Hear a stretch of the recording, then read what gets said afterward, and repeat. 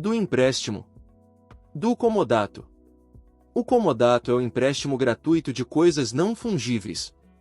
Perfaz-se com a tradição do objeto. Os tutores, curadores e em geral todos os administradores de bens alheios não poderão dar em comodato, sem autorização especial, os bens confiados à sua guarda. Se o comodato não tiver prazo convencional, presumir-se-lhe-á o necessário para o uso concedido, não podendo o comodante, salvo necessidade imprevista e urgente, reconhecida pelo juiz, suspender o uso e gozo da coisa emprestada, antes de fim do prazo convencional, ou o que se determine pelo uso outorgado. O comodatário é obrigado a conservar, como se sua própria fora, a coisa emprestada, não podendo usá-la senão de acordo com o contrato ou a natureza dela, sob pena de responder por perdas e danos. O comodatário constituído em mora, além de por ela responder, pagará, até restituí-la, o aluguel da coisa que for arbitrado pelo comodante. Se, correndo risco o objeto do comodato juntamente com outros do comodatário, antepuser este a salvação dos seus abandonando do comodante, responderá pelo dano ocorrido, ainda que se possa atribuir a caso fortuito, ou força maior. O comodatário não poderá jamais recobrar do comodante as despesas feitas com o uso e gozo da coisa emprestada. Se duas ou mais pessoas forem simultaneamente comodatárias de uma coisa, ficarão solidariamente responsáveis para com o comodante. Da prestação de serviço. A prestação de serviço, que não estiver sujeita às leis trabalhistas ou à lei especial, reger-se-á pelas disposições deste capítulo. Toda espécie de serviço ou trabalho lícito, material ou imaterial, pode ser contratada mediante retribuição. No contrato de prestação de serviço, quando qualquer das partes não souber ler, nem escrever, o instrumento poderá ser assinado a rogo e subscrito por duas testemunhas. Não se tendo estipulado, nem chegado a acordo as partes, fixar-se-á por arbitramento a retribuição, segundo o costume do lugar, o tempo de serviço e sua qualidade. A retribuição pagar-se-á depois de prestado o serviço, se, por convenção, ou costume, não houver de ser adiantada, ou paga em prestações. A prestação de serviço não se poderá convencionar por mais de 4 anos, embora o contrato tenha por causa o pagamento de dívida de quem o presta, ou se destine à execução de certa e determinada obra. Neste caso, decorridos 4 anos, dar-se-á por fim do contrato, ainda que não concluída a obra.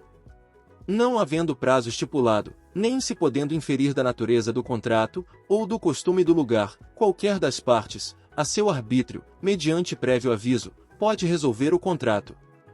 Dar-se-á o aviso. E, com antecedência de 8 dias, se o salário se houver fixado por tempo de 1 mês, ou mais.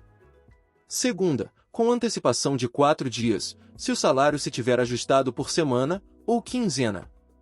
Terceira, de véspera, quando se tenha contratado por menos de 7 dias. Não se conta no prazo do contrato o tempo em que o prestador de serviço, por culpa sua, deixou de servir. Não sendo o prestador de serviço contratado para certo e determinado trabalho, entender-se-á que se obrigou a todo e qualquer serviço compatível com as suas forças e condições. O prestador de serviço contratado por tempo certo, ou por obra determinada, não se pode ausentar, ou despedir, sem justa causa, antes de preenchido o tempo, ou concluída a obra. Se despedir sem justa causa, terá direito à retribuição vencida, mas responderá por perdas e danos. O mesmo dar-se-á, se despedido por justa causa. Se o prestador de serviço for despedido sem justa causa, a outra parte será obrigada a pagar-lhe por inteiro a retribuição vencida, e por metade a que lhe tocaria de então ao termo legal do contrato. Fim do contrato, o prestador de serviço tem direito a exigir da outra parte a declaração de que o contrato está findo. Igual direito lhe cabe, se for despedido sem justa causa, ou se tiver havido motivo justo para deixar o serviço. Nem aquele a quem os serviços são prestados, poderá transferir a outrem o direito aos serviços ajustados, nem o prestador de serviços, sem aprazimento da outra parte, dar substituto que os preste. Se o serviço for prestado por quem não possua título de habilitação, ou não satisfaça requisitos outros estabelecidos em lei, não poderá quem os prestou cobrar a retribuição normalmente correspondente ao trabalho executado. Mas se deste resultar benefício para outra parte, o juiz atribuirá a quem o prestou uma compensação razoável, desde que tenha agido com boa fé. Não se aplica a segunda parte deste artigo, quando a proibição da prestação de serviço resultar de lei de ordem pública. O contrato de prestação de serviço acaba com a morte de qualquer das partes.